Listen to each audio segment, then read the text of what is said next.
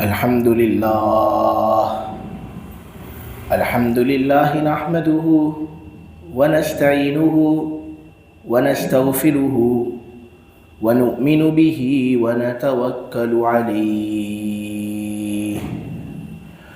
ونعوذ بالله من شرور أنفسنا ومن سيئات أعمالنا من يهده الله فلا مضل له ومن يضلله فلا هادي له ونشهد أن لا إله إلا الله وحده لا شريك له ونشهد أن سيدنا ومولانا وحبيبنا محمدا عبده ورسوله الحمد لله وكفى والصلاة والسلام على رسوله المصطفى وعلى عباده الذين ارتضى ومن بهداهم اهتدى وبآثار أهل المدينة اكتفى أعوذ بالله من الشيطان الرجيم بسم الله الرحمن الرحيم قل أوحي إلي أنه استمع نفر من الجن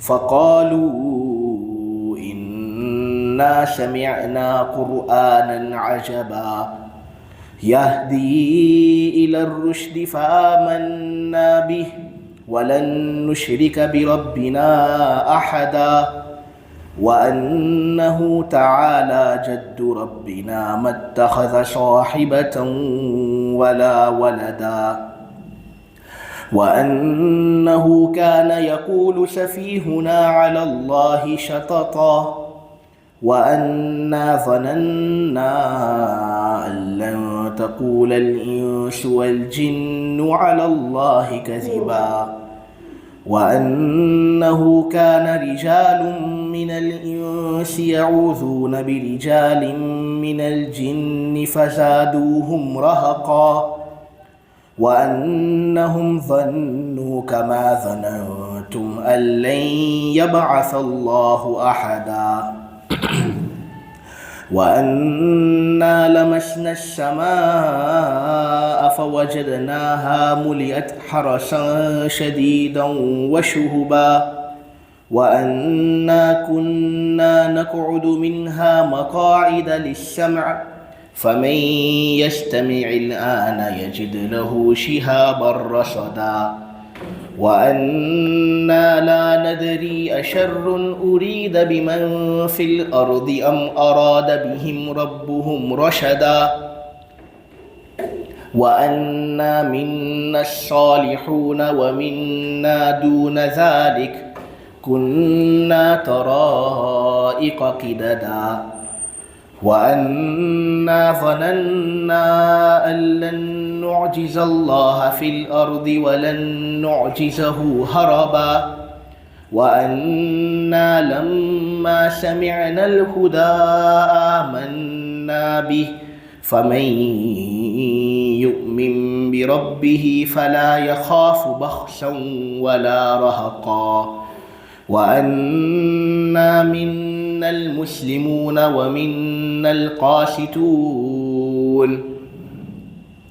فمن أسلم فأولئك تحروا رشدا وأما القاسطون فكانوا لجهنم حطبا اے نبی آپ ان سے کہہ دو کہ میری طرف وحی آئی ہے کہ جناتوں کی ایک جماعت نے اس قرآن کو غور سے سنا. انہوں نے کہا یقین جانو ہم نے ایک عجیب قرآن سنا ہے. یہ قرآن بھلائی کی طرف رہنمائی کرتا ہے. ہم اس پر ایمان لے آئے. اب ہم ہرگز ہمارے پالنہار کے ساتھ کسی کو شریک نہیں ٹھہرائیں گے. اور یہ کہ ہمارے پروردگار کی ذات اس کی بزرگی بڑی اونچی ہے. اس نے نہ کوئی بیوی رکھی نہ اس کے پاس کوئی اولاد ہے.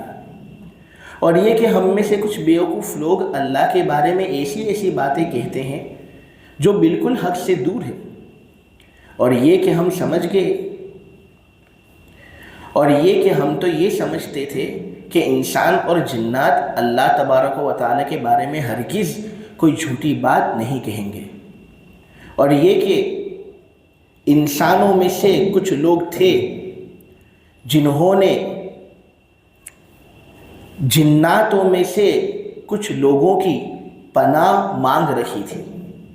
انسانوں میں سے کچھ لوگ تھے ایسے جو جناتوں میں سے کچھ لوگوں کی پناہ مانگا کرتے تھے، اس طرح انہوں نے جناتوں کی سرکشی کے اندر اور اضافہ کر دیا اور زیادہ ان کو اپنے سر پر چڑھا دیا، اور یہ کہ انسانوں کا بھی خیال اسی طرح تھا جس طرح یہ جناتوں تمہارا خیال تھا، یہ کہ اللہ تبارک و تعالیٰ کسی کو ہرگز زندہ نہیں کرے گا دوبارہ، اور یہ کہ ہم نے آسمان کو ٹٹولنا چاہا تو ہم نے تو اس کو سخت پہرے داروں اور انگاروں سے بھرا ہوا پایا۔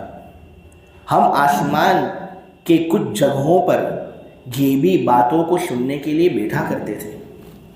اب جو شخص بھی ہم میں سے غیب کی بات سننے کے لیے بیٹھتا ہے تو وہ اپنے لیے ایک ایسا انگارہ پاتا ہے جو بالکل گھات میں لگا ہوا ہوتا ہے، انتظار میں لگا ہوا ایک انگارہ وہ اپنے لیے پاتا ہے۔ ہم نہیں جانتے کہ کیا زمین والوں کے ساتھ کسی برائی کا ارادہ کیا گیا ہے یا ان کے پروردگار نے ان کے ساتھ کسی بھلائی کا ارادہ کر رکھا ہے۔ ہم میں سے کچھ نیک لوگ ہیں اور کچھ لوگ ایسے بھی ہیں جو نیک نہیں۔ ہم پہلے سے مختلف طریقوں پر چلتے آ رہے ہیں۔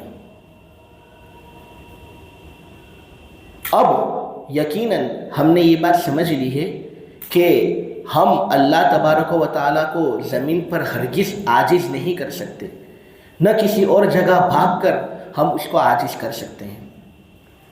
جب ہم نے ہدایت کی بات سنی، ہم نے اس پر ایمان قبول کیا۔ اب جو شخص اپنے پروردگار پر ایمان رکھے گا تو اس کا نہ کسی کمی کا خوف ہے نہ کسی زیادتی کا خوف ہے۔ ہم میں سے کچھ لوگ مسلمان ہیں تو ہم میں سے کچھ لوگ ظالم لوگ بھی ہیں۔ جو شخص اسلام قبول کر لیتا ہے اور جس شخص نے اسلام کی دولت قبول کر لی تو وہی لوگ ہیں ایسے جنہوں نے بھلائی کا راستہ تلاش کر لیا۔ رہے ظالم لوگ تو وہ لوگ تو جہنم کا ایندھن بنیں گے۔ اللہ تبارک و تعالی ہماری حفاظت کرے۔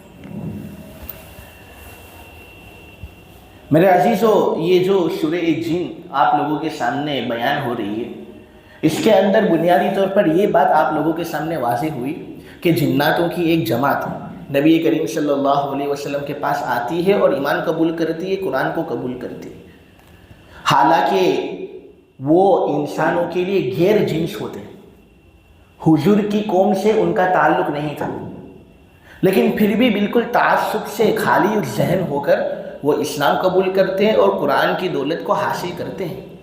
ان کا ایگو ان کے درمیان میں آتا نہیں۔ اس سے ہمیں میرے عزیزو یہ سبق ملتا ہے کہ ہمیں بھی ہماری ایگو کو بہت سی جگہوں پر سائڈ پر رکھنا چاہیے۔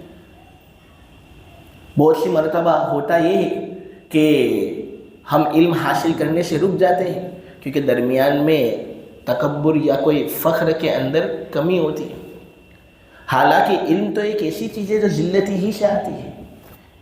آدمی عالم اور قرآن کے بارے میں واقف اسی وقت بن سکے گا جب کوئی ذلتی وہ برداشت کرے۔ کوئی آدمی قرآن کے بارے میں اچھے طریقے سے واقفیت نہیں رکھ سکتا اس وقت تک جب تک کہ وہ اپنے آپ کو ذلیل نہ کر دے۔ تو ذلیل کرنا تو بہت ضروری ہے۔ اب دیکھو کفار مکہ نبی کریم صلی اللہ علیہ وسلم پر انہوں نے ایمان قبول نہیں کیا، حالانکہ جنس دونوں کی ایک ہی تھی، وہ بھی انسان، حضور بھی انسان، قوم بھی ایک تھی، حضور بھی قوم قریش سے تعلق رکھتے تھے، یہ لوگ بھی قوم قریش سے متعلق تھے، بلکہ ان کی زبان کے اندر قرآن نازل ہوا، لیکن پھر بھی نبی کریم صلی اللہ علیہ وسلم کو سپورٹ نہیں کرتے تھے۔ اور ہمارا بھی حال ایسا ہی ہے کہ اگرچہ ہم غیر قوم ہیں اور عربی نہیں ہیں ہم، لیکن پھر بھی جنس تو ہماری اور حضور کی ایک ہی ہے نا۔ حضور انسان تھے، ہم بھی انسان ہیں۔ جب جنات غیر جنس ہو کر تعصب سے خالی اور ذہن ہو کر حضور کی بات قبول کرتے ہیں تو ہمیں تو بطریقہ اولا حضور کی بات کو قبول کرنا چاہیے۔ یہ ہماری جانب سے ایک اہم کوتاہی ہے، جس کوتاہی کو دور کرنا بہت ضروری ہے۔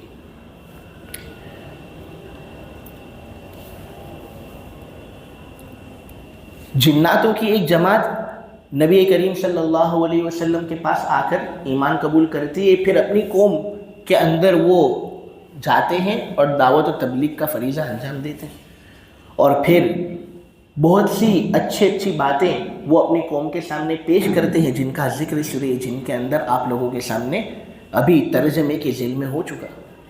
ان میں سے ایک بات انہوں نے یہ کہی تھی کہ دیکھو ہمارے پروردگار کی ذات بڑی اونچی ہے، اس کی ذات بڑی نرالی ہے کہ اس نے نہ کوئی بیوی رکھی نہ کوئی اولاد۔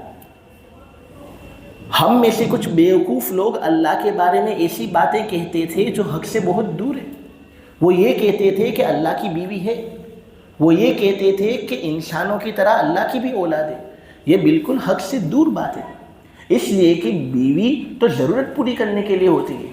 اللہ تبارک و تعالیٰ تو خدا ہے، صمد ہے، واجب الوجود ذات ہے، اس کو کسی چیز کی ضرورت نہیں، تو پھر بیوی کا کیا مطلب؟ اسی طرح اولاد تو آدمی کے لیے اس لیے ہوتی ہے تاکہ بڑھاپے میں جا کر وہ اس کے لیے سہارا بن سکے۔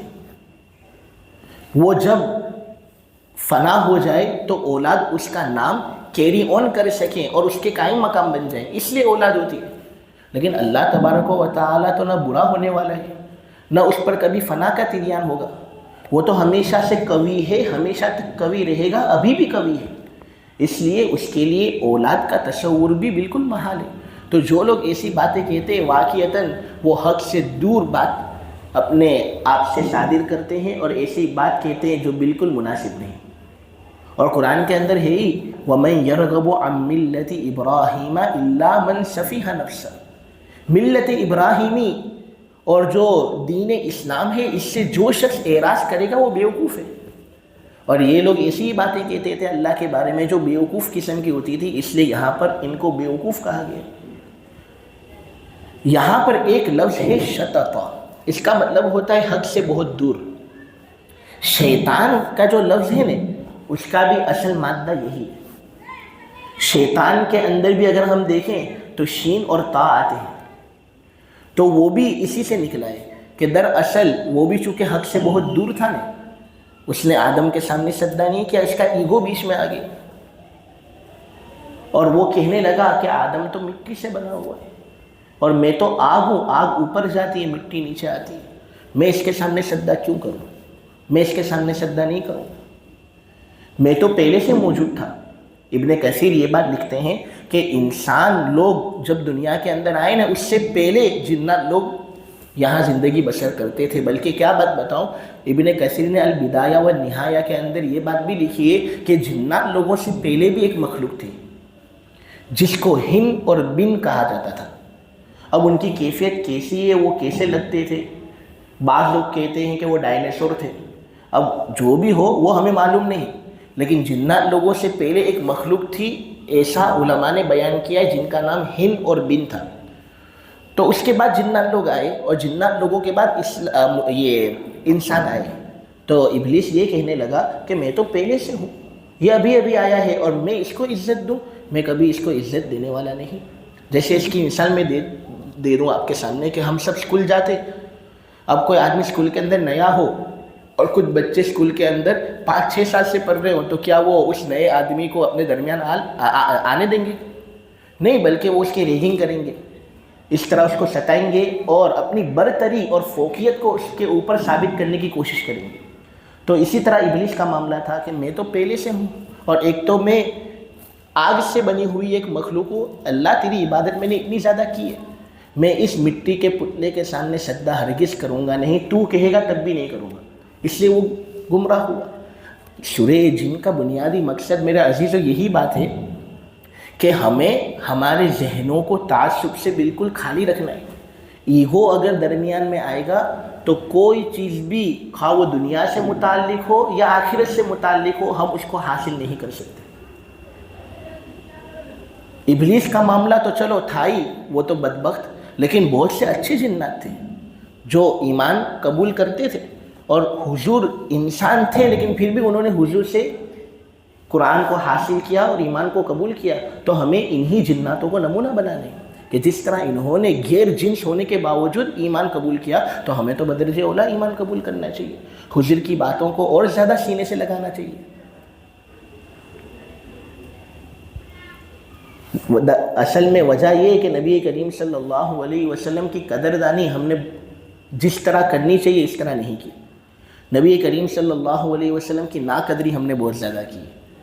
اگر کچھ قدردانی ہمارے اندر ہمیں پیدا کرنی ہے تو ضروری ہے کہ ہم نبی کریم صلی اللہ علیہ وسلم پر درود بھیجیں. صلی اللہ علیہ وسلم اللہم صلی علی محمد نبی الامی وعلی آلہ وسلم تسلیما.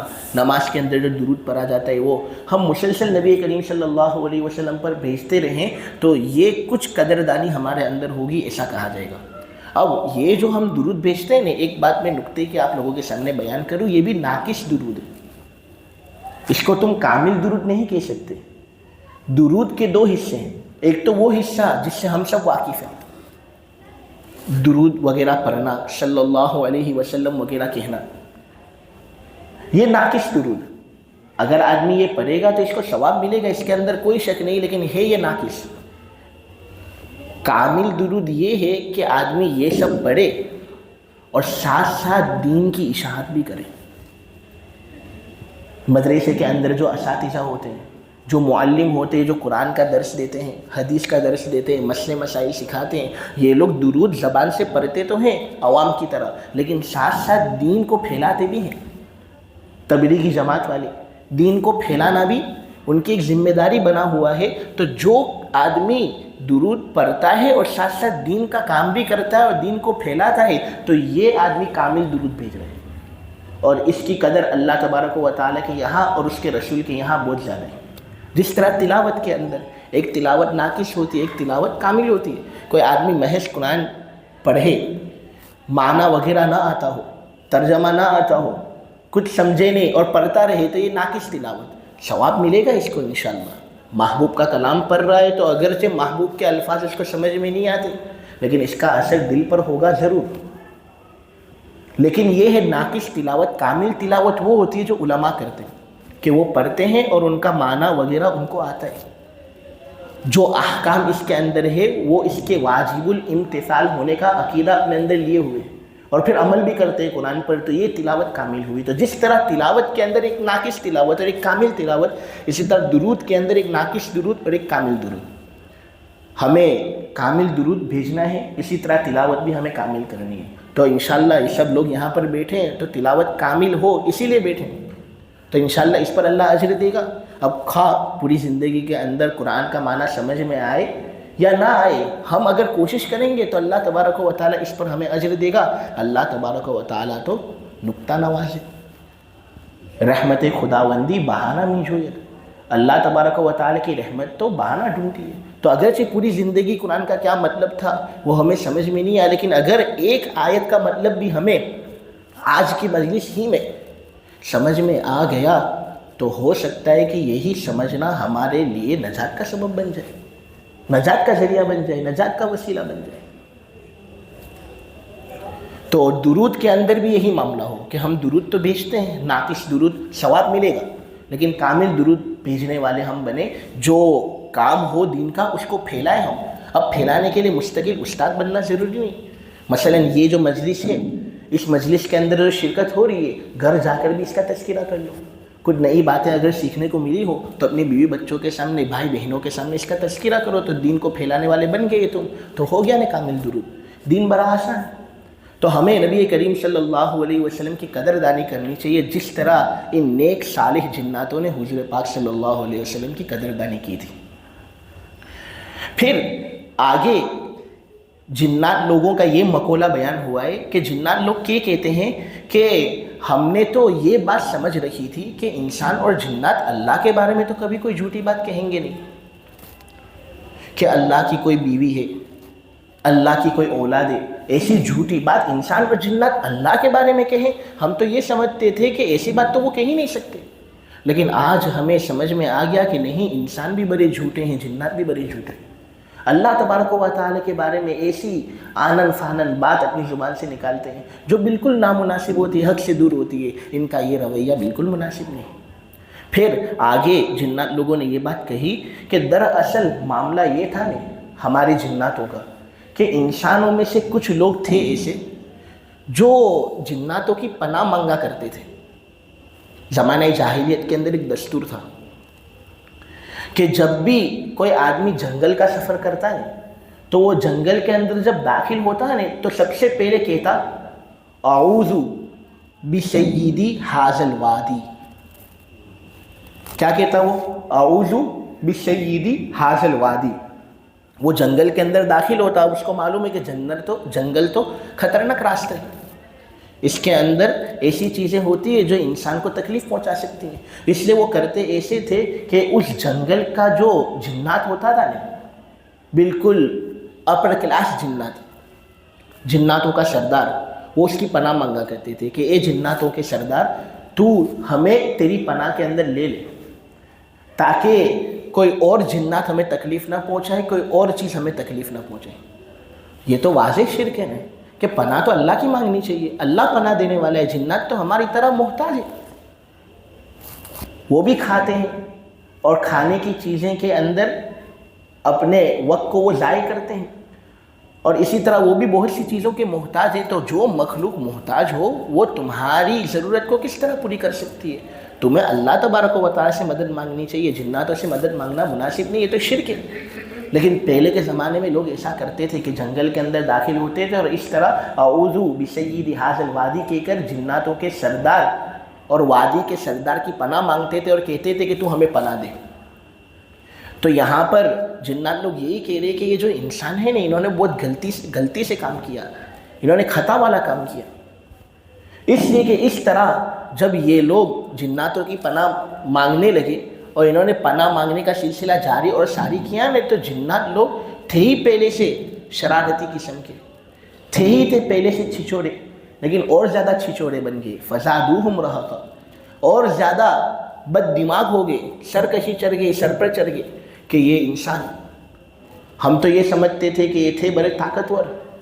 अल्लाह तबारक व तआला ने इनके सामने तो फरिश्तों का सजदा करवाया, लेकिन ये लोग तो हमसे पनाह मांगते हैं। जब ये लोग हमसे पनाह मांगते, मालूम हुआ हमसे कमज़ोर तो हम उनसे आला, ये हमसे अदना।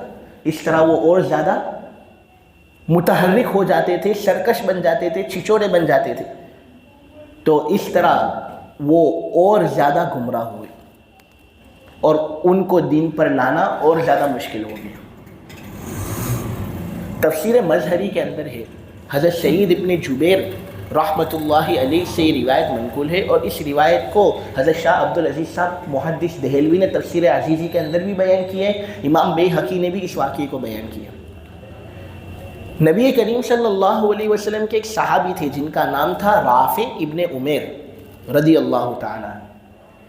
अब ये मुसलमान बाद में हुए, पहले ये मुशरिक थे, मुसलमान नहीं थे। एक मरतबा अपनी ऊँटनी के साथ सफ़र कर रहे थे और किसी जंगल के अंदर इनका जाना हुआ।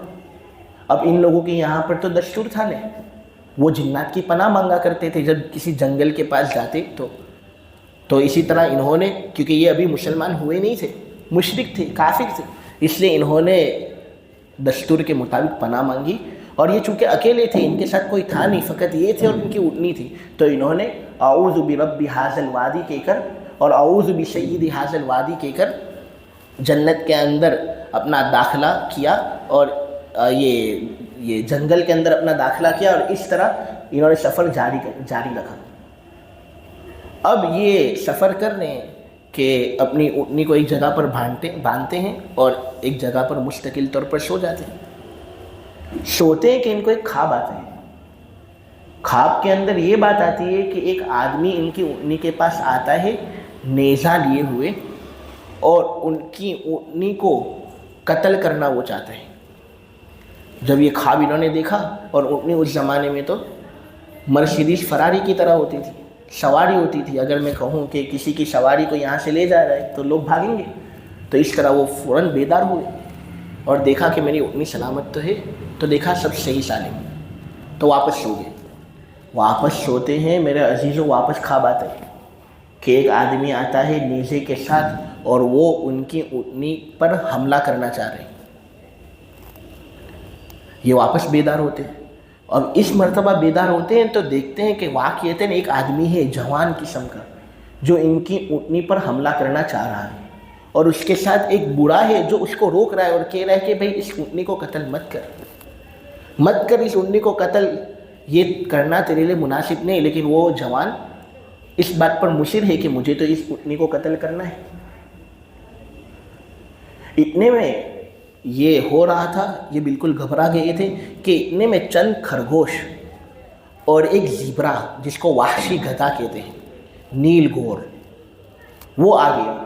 تو اس بوڑھے نے اس جوان سے کہا کہ دیکھ یہ خرگوش یہاں پر ہے اور اسی طرح یہ زیبرا یہاں پر ہے، انہی میں سے کسی ایک کو لے لے، اونٹنی کو قتل مت کر۔ خیر وہ جوان راضی ہو گیا اس بات پر اور وہ زیبرا لے کر چلا گیا۔ پھر وہ بوڑھا آتا ہے حضرت رافع ابن عمیر کے پاس، جو گھبرائے ہوئے ہوتے، آدھی رات کا معاملہ، اور اس طرح وحشتناک منظر دیکھ کر کون گھبرائے گا نہیں، تو یہ بالکل گھبرائے ہوئے تھے۔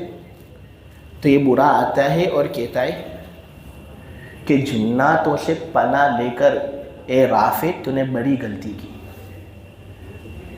اے رافع جناتوں سے پناہ لے کر تو نے بڑی غلطی کی۔ اگر تو یہ کہتا نے اعوذ برب محمد، میں محمد کے رب کی پناہ مانگتا ہوں، تو یہ جو معاملہ تیرے سامنے ہوا نے یہ بھی نہ ہوتا۔ اس نے یہ بات کہی تو حضرت رافع چونکہ کافر تھے نا، تو انہوں نے فوراً پوچھا من محمد، محمد کون، میں محمد کو نہیں جانتا۔ تو انہوں نے کہا اس بزرگ نے کہ محمد ایک نبی ہے، اللہ تبارک و تعالیٰ نے ان کا انتخاب کیا ہے، ان کا دور اب شروع ہو گیا ہے، اب جنات لوگ بالکل کمزور پڑ گئے ہیں۔ اتنے میں یہ بات اس نے کہی کہ وہ غائب ہو گئی۔ حضرت رافع کو تب پتہ چلا کہ یہ بوڑھا آدمی جنات تھا، اور وہ کہہ رہا تھا کہ ہماری پناہ مت مانگو، ہم تو بالکل بوڑھے ہیں، ہم کہاں کچھ کر سکتے ہیں، پناہ تو محمد کے رب کی مانگنی چاہیے، کیونکہ وہی واقعتاً حاجت کشا ہے، مشکل روا ہے۔ مشکلوں کو دور کرنا اسی کے قبضے میں ہے، حاجتوں کو کھولنا اسی کے قبضے میں۔ اتنے میں حضرت رافع ابن عمیر فوراً بیدار ہوتے ہیں، اور اس واقعے کا ان کے اوپر ایک گہرا اثر آتا ہے، تو فوراً مدینے کی طرف جاتے ہیں، اور مدینے کی طرف جا کر نبی کریم صلی اللہ علیہ وسلم کی خدمت میں حاضر ہوتے۔ تو حضور جو واقعہ وہ بیان کرنا چاہتے ہیں، خود حضور ان کے سامنے وہ واقعہ بیان کر دیتے کہ تیرے ساتھ یہ ہوا، اور اس طرح نبی کریم صلی اللہ علیہ وسلم پر انہوں نے ایمان قبول کیا۔ خلاصہ اس واقعے کا میرے عزیزو یہی بات آپ کے سامنے کہنا تھا کہ جنات لوگ ایسے ہوتے نہیں ہیں کہ وہ ہمیں پناہ دے سکیں، تو ان کی پناہ مانگنا یہ بالکل مناسب نہیں۔ تم پناہ مانگو گے ان سے، یہ تم پر اور چڑھیں گے اور حاوی ہوں گے، اور کبھی نہ کبھی تم کو تکلیف پہنچائیں گے۔ آج کل کے لوگ جناتوں کی پناہ بول لیتے ہیں، یہ جادو جو ہوتا ہے یہ جناتوں کی پناہ لینے کے ذریعے سے ہی ہوتا ہے۔ کوئی آدمی بیمار پڑ جاتا ہے تو وہ کسی باپو کے پاس جاتا ہے، اب وہ باپو بالکل مناسب ہوتا نہیں، وہ کچھ ایسی ریچولز اور سیریمونیز کرتا ہے جس کے ذریعے سے جنات لوگوں کا دخل بیچ میں آ جاتا ہے۔ وہ نافرمانی کرتا ہے دراصل اللہ تبارک و تعالیٰ کی، اور اللہ تبارک و تعالیٰ کی نافرمانی ہوگی تو جنات لوگ خوش ہوں گے یا نہیں، کیونکہ وہ تو اللہ تبارک و تعالیٰ کے دشمن ہوتے ہیں۔ بڑی وہمیلی مخلوق ہے یہ۔ فرشتے اور جنات کے اندر فرق یہی ہے، شاہ عبد العزیز صاحب کہتے ہیں کہ فرشتوں کے اندر عقل، فہم یہ زیادہ غالب ہوتا ہے، اس وجہ سے وہ نیکیاں کرتے ہیں، کبھی گناہ کرتے ہی نہیں۔ اور جنات جو ہوتے ہیں نا، ان کے اندر وہم کا مادہ غالب ہے، بہت وہمیلے ہوتے ہیں، یہ کچھ بھی آ جاتا ہے تو اپنے آپ کو بہت بڑا سمجھ لیتے ہیں، اور چیزوں کے اندر بڑے اسکیپٹیکل ہوتے ہیں۔ اس لیے یہ نافرمانی بھی کرتے ہیں اور اسی وجہ سے وہ سرکشی بھی کر لیتے ہیں۔ تو اس طرح وہ ایسے عوامل ڈھونڈنے کے لیے عامل لوگوں کے پاس جاتے ہیں، اور عامل جو ہوتا ہے وہ مناسب عامل نہیں ہوتا، عالم وغیرہ ہوتا نہیں ہے، حافظ وغیرہ ہوتا نہیں ہے، تو کیا کرتا ہے وہ اللہ کی نافرمانی کرتا ہے۔ مثلا جو آدمی بیمار ہوتا ہے کبھی اس پر خون لپیٹتا ہے وہ، تاکہ خون ناپاک چیز اس کے جسم پر لگے، تو کبھی وہ گندگی اور نجاست وغیرہ کا استعمال کرتا ہے۔ تو کبھی کبھی تو ایسے کیس بھی ہمارے سامنے آتے ہیں کہ جو نابالغ بچے ہوتے ہیں ان کا قتل و قتال بھی ہوتا ہے خفیہ طریقے سے، بچیوں کو زندہ درگور کیا جاتا ہے، اور یہ سب نافرمانی کی جاتی ہے تاکہ شیطان راضی ہو۔ شیطان جب راضی ہوتا ہے تو پھر وہ کہتا ہے کہ جو فرمائش تیری ہے وہ مجھ سے مانگ، میں تیری فرمائش پوری کروں گا، تو پھر اس طرح وہ فرمائش وغیرہ پوری کرتے ہیں، اور اس طرح عامل لوگ اپنا دھندا کرتے ہیں۔ وہ عامل لوگ جو ناجائز طریقے سے یہ سب کام کرتے ہیں، ورنہ قرآن اور سنت کو اگر کوئی آدمی مد نظر رکھے اور اس طرح علاج وغیرہ کرے تو اس کے اندر تو کوئی حرج نہیں، یہ تو نبی کریم صلی اللہ علیہ وسلم سے ثابت ہے۔ ہاں لیکن ناجائز امور اور حرام امور اختیار کر کے جناتوں سے پناہ مانگنا تو شریعت کے اندر اس کی اجازت نہیں ہے، تو شرک ہے، بڑا گنہگار ہوگا وہ آدمی جو ایسے لوگوں کے پاس جائے اور جو ایسا علاج کرے، وہی بڑا گنہگار ہوگا۔ تفسیر عزیزی کے اندر حضرت عثمان رضی اللہ تعالیٰ عنہ کے بارے میں ہے کہ جب وہ مسلمان نہیں ہوئے تھے، کافر تھے، تو دھندا کرنے کے لیے شام جاتے تھے، سفر کرتے تھے، تو وہاں پر جب شام جاتے تھے تو ان کا ایک معمول تھا کہ ایک کاہن کے پاس جاتے تھے، ایک جوتش کے پاس، اور اس کے پاس جا کر غیب کی جو خبریں ہیں وہ معلوم کرتی تھی کہ یہ کب ہوگا، ایسا کب ہوگا، میرے ساتھ کیا ہونے والا ہے۔ اب وہ کاہن جنات کے ساتھ ایک اگریمنٹ میں ہوتا، جنات آسمان پر چڑھتا اور اس طرح جو غیب کی باتیں ہیں وہ سن کر اس کاہن کو بتا دیتا، اور پھر کاہن حضرت عثمان کو وہ بات بتاتا۔ تو اس طرح حضرت عثمان کا یہ معمول تھا اسلام لانے سے پہلے۔ ایک مرتبہ وہ شام گئے، کاہن سے بدستور ملاقات کی۔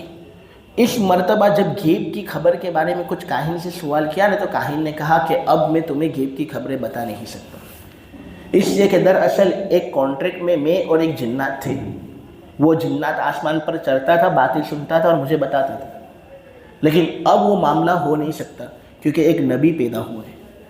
نبی پیدا ہوا ہے تو آسمان کا نظام پوری حفاظت کے اندر آ چکا ہے۔ اب جب بھی وہ جنات اوپر جاتا ہے سننے کے لیے تو شہاب ثاقب کے ذریعے سے اس پر فائرنگ ہوتی ہے اور اس کو مار کر نیچے پھینکا جاتا ہے۔ اب وہ آسمان پر پوری باتیں سننے کے لیے چڑھ نہیں سکتا، تو اب جب وہ چڑھ نہیں سکتا تو میں بتا نہیں سکتا، اس لیے اب میں کوئی بھی مدد آپ کی کر نہیں سکوں گا۔ خلاصہ اس واقعے کا یہی ہے کہ دیکھو پہلے کے زمانے میں اس طرح جناتوں سے پناہ مانگنے کا سلسلہ تھا، اور آج بھی ہے کہ بہت سے لوگ اس طرح پناہ مانگنے کے لیے جناتوں کا سہارا لیتے ہیں۔ یہ بالکل مناسب نہیں، تم ناجائز طریقہ اختیار کرو گے، اس ناجائز طریقے کا وبال تم ہی پر آئے گا۔ جناتوں کا بہت زیادہ سہارا اگر لیا گیا تو یہ لوگ چونکہ وہمیلے مخلوق ہیں، چھچورے مخلوق ہیں، اس لیے ہوگا یہ کہ یہ تمہارے سر پر چڑھ جائیں گے، اور اگر کبھی کوئی نا اتفاقی تمہارے اور ان کے درمیان ہوئی، کسی نہ کسی طریقے سے تم کو نقصان پہنچانے کی کوشش کریں گے، اور ہے یہ ہم سے طاقتور، شکل و صورت بھی یہ بدلتے رہتا ہے، لہٰذا کس طرح یہ نقصان پہنچائیں گے، اللہ کی حفاظت ہمیں اللہ تبارک و تعالیٰ کی پناہ مانگنی چاہیے۔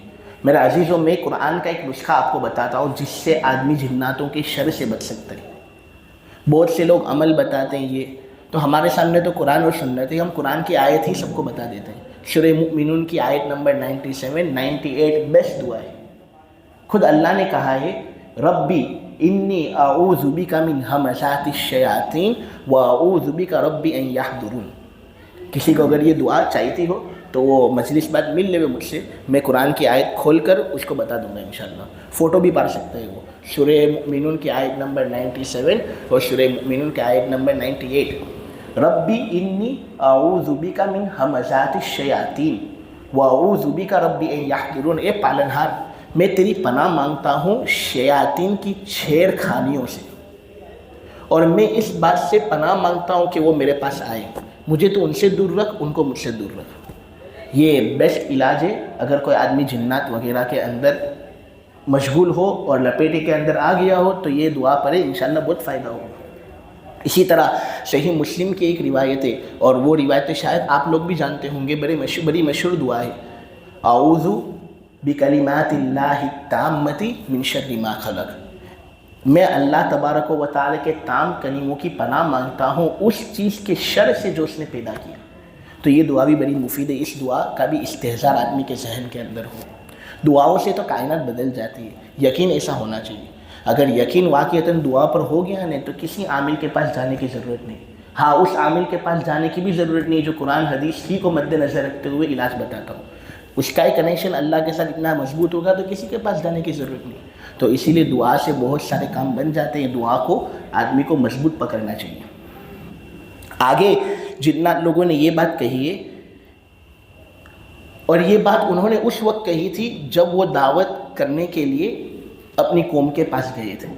انہوں نے اپنے قوم کے لوگوں سے کہا، دوسرے جناتوں سے کہا کہ تم لوگ جس طرح یہ سمجھتے تھے نا کہ اللہ دوبارہ لوگوں کو زندہ نہیں کرے گا، انسان لوگوں کا بھی خیال تمہاری طرح ہی ہے، لیکن دیکھو ہم ابھی قرآن سن کر آئے ہیں، محمد پر ایمان لے کر آئے ہیں، اب ہمیں پتہ چلا کہ واقعتاً آخرت نام کی بھی ایک چیز ہے، اسی لیے کبھی بھی اپنے عمل کے اندر اب کوتاہی مت کرو، ورنہ اللہ کے یہاں پر ہر حساب تمہیں دینا ہوگا، چھوٹی سی چھوٹی چیز کا بھی حساب تمہیں دینا ہوگا۔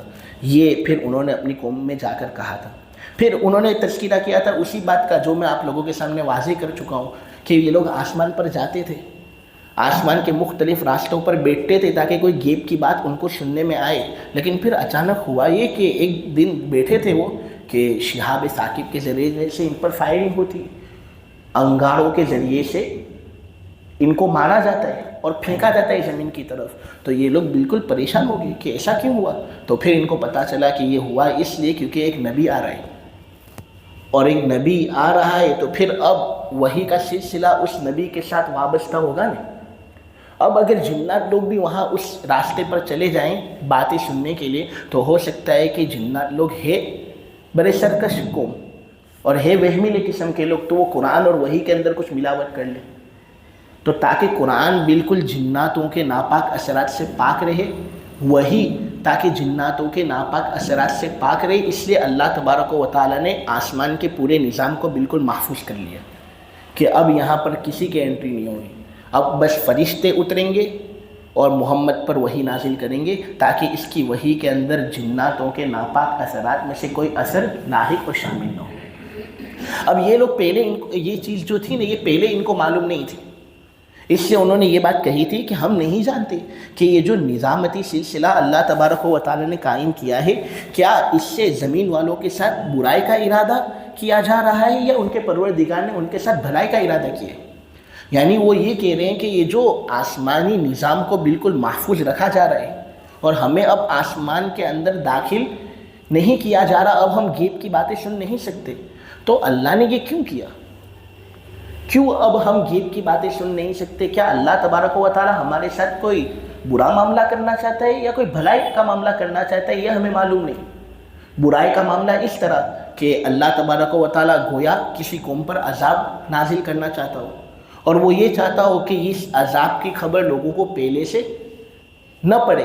اب جنات لوگ اگر آسمان کے اندر گھس جائیں گے پہلے ہی سن لیں گے کہ عذاب آنے والا ہے تو وہ آ کر زمین میں لوگوں کو کہہ دیں گے نہیں۔ تو یہاں پر یہ لوگ یہ سمجھتے تھے کہ آسمانی نظام کی جو حفاظتی کارروائی شروع ہوئی کہیں اس سے یہ تو نہیں ہو رہا کہ اللہ کوئی عذاب نازل کرنا چاہ رہا ہے اور وہ یہ چاہتا ہے کہ ہمیں اس کا علم نہ ہو تاکہ یکایک زمین کے اندر جو نافرمان لوگ ہیں ان کا صفایا ہو سکے، یا یہ کہ ان کے پروردگار نے ان کے ساتھ کوئی بھلائی کا ارادہ کر رکھا ہے، یا یہ کہ آسمانی نظام کو جو محفوظ رکھا جا رہا ہے وہ اس وجہ سے محفوظ رکھا جا رہا ہے کہ اللہ ایک نبی بنانے والے ہے اور نبی کے ساتھ وحی کا سلسلہ اور وحی کا کنیکشن ہوگا۔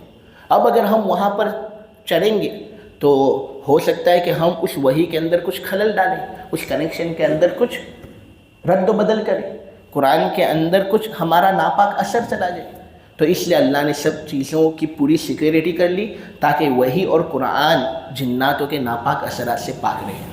پھر ان کو بعد میں پتہ چل گیا کہ ہاں واقعتاً نبی آیا ہے، اس وجہ سے یہ سب کام اللہ نے کیا، تو گویا اللہ نے مخلوق کے ساتھ بھلائی کا ارادہ کیا ہے، برائی کا ارادہ نہیں کیا۔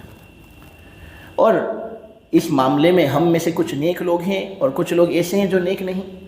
یعنی جس طرح انسانوں کا معاملہ ہے کہ کچھ نیک لوگ ہوتے ہیں جو اللہ رسول کی بات سنتے ہیں، مانتے ہیں، قبول کرتے ہیں، اور کچھ لوگ ایسے ہوتے ہیں جو نہیں مانتے. تو جناتوں کا بھی معاملہ ایسا ہی ہے، جیسا کہ میں یہ بات آپ لوگوں کے سامنے پہلے واضح کر چکا. اور پھر یہ بات بھی وہ کہتے ہیں کہ دیکھو یہ بات بھی ہماری سمجھ کے اندر آ گئی کہ ہم اب اللہ کو عاجز نہیں کر سکتے، ہم نافرمانی کریں گے اور یہ سمجھے کہ ہم اللہ کے عذاب سے بچ جائیں، ایسا تو بالکل ہو ہی نہیں سکتا. اگر ہم اللہ تبارک و تعالیٰ کی نافرمانی کریں گے، اللہ ضرور ضرور اس نافرمانی کا وبال ہم پر نازل کرے گا. اسی لیے بھلائی اسی میں ہے کہ ہم ایمان والے بن جائیں، اللہ تبارک و تعالیٰ اور اس کے رسول کی بات مانیں.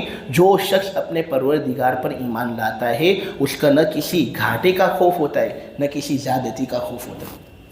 ثواب کا کام اگر کوئی آدمی کرے گا تو گھاٹا بھی نہیں ہوگا اس کو. جتنا ثواب کا کام اس کو کیا ہے اللہ بھرپور ثواب اس کو دے گا. اور یہ بھی نہیں ہوگا کہ اللہ اس پر کوئی کمی زیادتی کرے، کوئی زیادتی کرے، کوئی ظلم کرے، اس سے کہ وہ ایمان والا ہے اب اس کو زیادتی کے اندر کیوں مبتلا کیا جائے. پھر آگے یہ بات بیان کی گئی کہ دیکھو ہم میں سے کچھ مسلمان ہیں تو ہم میں سے کچھ لوگ ایسے ہیں جو ظالم ہیں، جو مسلمان نہیں، کفر کرتے. کفر ظلم ہے، لہٰذا اسلام قبول کرنا ہی بہتر ہے. جو شخص اسلام کو قبول کرے گا تو واقعتاً یہ لوگ ایسے ہیں جنہوں نے بھلائی کا راستہ ڈھونڈ لیا ہے، تلاش کر لیا ہے. رہا ظالم لوگوں کا معاملہ تو یہ لوگ تو جہنم کا ایندھن بننے والے ہیں. اب یہاں پر یہ بات کون کہہ رہے ہیں؟ جنات کہہ رہے ہیں. کوئی آدمی شاید اعتراض کر سکتا ہے کہ جنات تو ایک ایسی مخلوق ہے جو آگ اور ہوا سے مل کر بنی ہے. برابر ہے، جنات تو ایک ایسی مخلوق ہے جو آگ اور ہوا سے مل کر بنی ہے. تو جو مخلوق آگ سے بنی ہو وہ جہنم کا ایندھن کس طرح بن سکتی ہے؟ کیونکہ جہنم بھی خود آگ کے ذریعے سے آگ کا نقصان کس طرح ہو سکتا ہے؟ تو شاہ عبدالعزیز صاحب نے بڑے زبردست طریقے سے اس کے دو جواب دیے. میں ناقل ہونے کی حیثیت سے وہ بات آپ لوگوں کے سامنے بیان کر کے بات کو پوری کرتا ہوں. پہلا جواب تو یہ کہ دیکھو جہنم کی آگ اور جنات جس آگ سے بنائے گئے ہیں ان کے درمیان زمین آسمان کا فرق ہے. جہنم کی آگ جو ہے نا یہ بڑی خطرناک آگ ہے. یہ ایسی آگ ہے کہ کوئی بھی دوسری آگ اس کا مقابلہ کر نہیں سکتی. لہٰذا چونکہ جہنم کی آگ کی بات ہی کچھ الگ ہے تو جو جنات خود آگ کے بنے ہوئے ہیں نا وہ بھی اس آگ کی وجہ سے تکلیف محسوس کریں گے. اس کا ٹیمپریچر ہی کچھ اتنا زیادہ ہوگا اس وجہ سے. آج میں آپ لوگوں کے سامنے ایک بات بیان کروں، ریسرچ سے یہ بات ثابت ہوئی ہے کہ آگ اگر ایک سرٹن ٹیمپریچر پر گرم کر دی جائے نا تو میگما جو ہوتا ہے نا، جو پہاڑ سے نکلتا ہے، والکینو سے نکلتا ہے، اس میگما کو بھی آگ جلا سکتا ہے. یعنی اگر آگ کا ٹیمپریچر اتنا زیادہ ہو جاوے تو وہ ایک دوسری آگ یعنی میگما کو بھی جلا کر رکھ سکتا ہے. تو پھر جب دنیا کی آگ کا یہ معاملہ اور یہ حال تو آخرت کی آگ کتنی زیادہ خطرناک اور ڈینجر ہوگی. تو اگرچہ وہ آگ کی بنی ہوئی ایک مخلوق ہے لیکن چونکہ اس کا ٹیمپریچر زیادہ ہوگا نا اس وجہ سے ان کو اس سے تکلیف ہوگی. اور دوسرا جواب یہ ہے کہ دیکھو جہنم کے مختلف طبقے ہیں، ان میں سے ایک طبقہ ہے زمہریر. زمہریر جہنم کا وہ لیول ہے جس کے اندر گرمی نہیں ہوگی، سردی ہی سردی ہوگی، ٹیمپریچر بہت لو ہوگا. تو اس کے اندر لوگوں کو عذاب دیا جائے گا ٹھنڈک کے ذریعے سے. ہو سکتا ہے کہ جنات لوگ جب جہنم کے اندر جائیں گے تو ان کو اسی طبقے زمہریر کے اندر رکھا جائے. تو یہ جواب ہمارے علماء نے دیے ہیں. خیر فَكَانُوا لِجَهَنَّمَ حَطَبًا والی آیت تک بحمد اللہ تفسیر پوری ہوئی. اس کے بعد سے تفسیر باقی ہے. اللہ تبارک و تعالیٰ کہنے کو قبول فرمائے، سننے کو قبول فرمائے، سب سے زیادہ عمل کی توفیق عطا فرمائے. سبحانک اللہم بحمدک وتبارک اسمک وتعالی جدک ولا الہ غیرک یا رب صلی وسلم دائما ابدا علی حبیبک خیر الخلق کلہم. اے اللہ ہمارے گناہوں کو معاف فرما، مولا ہماری خطاؤں سے درگزر فرما. اے اللہ بے شک بڑے گنہگار ہیں، ریاہ کار ہیں، سیاہ کار ہیں. اے اللہ تو ہمیں معاف فرما. مولا کریم نبی کریم صلی اللہ علیہ وسلم کی قدردانی جس طرح کرنی چاہیے تھی اس طرح ہم نے نہیں کی. اے اللہ ہم جنس ہو کر اور مولا کریم انسان ہو کر ہم ایک انسان سے فائدہ نہ اٹھا سکے. مولا کریم ایسے جناتوں کے بارے میں تذکرہ ہم نے آج ہی سنا کہ مولا کریم غیر جنس ہو کر، غیر قوم ہو کر، مولا کریم بالکل تعصب سے خالی الذہن ہو کر وہ نبی کریم صلی اللہ علیہ وسلم سے استفادہ کرتے تھے، لیکن مولا کریم ہم اس سلسلے میں بڑے کوتا ہیں، ہم جنس ہو کر بھی ان سے استفادہ نہیں کر سکتے۔ اے اللہ تو استفادے کی توفیق اور سعادت سے ہمیں نواز۔ مولا کریم یہ جو قرآن کی تفسیر ہوئی ہے اس کو تو خوب قبول فرما۔ اے اللہ اس کے اندر اگر کوئی غلطی ہو گئی ہو بولنے کے اندر تو مولا کریم ہم تو انسان بشر ہیں، ہمیں معاف فرما دے اور مولا ہماری اصلاح فرما اور اس تفسیر کو خوب قبول فرما، سننے کو بھی قبول فرما، کرنے کو بھی قبول فرما، اور مولا کریم قرآن کا سچا پکا عاشق ہمیں بنا دے، قرآنی انوارات سے ہمارے دلوں کو منور فرما دے۔ اے اللہ جب تک زندہ رکھ قرآن ہی پر ہمیں زندہ رکھ، اور جب موت ہمیں عطا فرمائے تو قرآن ہی پر ہمیں موت عطا فرما۔ جو لوگ یہاں پر سننے والے ہیں، بیٹھنے والے ہیں، ان کی ہر جائز تمنائیں اور مرادوں کو پورا فرما۔ مولا کریم اس تفسیر کو خوب قبول فرما، دنیا آخرت دونوں جگہوں کے اندر عزت سے ہمیں نواز، ذلتی سے ہماری پوری حفاظت فرما، طاقت قوت سے نواز، بیماری کمزوری ذوق سے ہماری پوری حفاظت فرما، تندرستی سے نواز مولا کریم، اور ڈاکٹر وغیرہ کے پاس کثرت سے جانے سے اے اللہ تو ہماری پوری حفاظت فرما۔ وصلی اللہ تعالی علی خیر خلقہ محمد وعلی آلہ وصحبہ اجمعین برحمتک یا ارحم الراحمین۔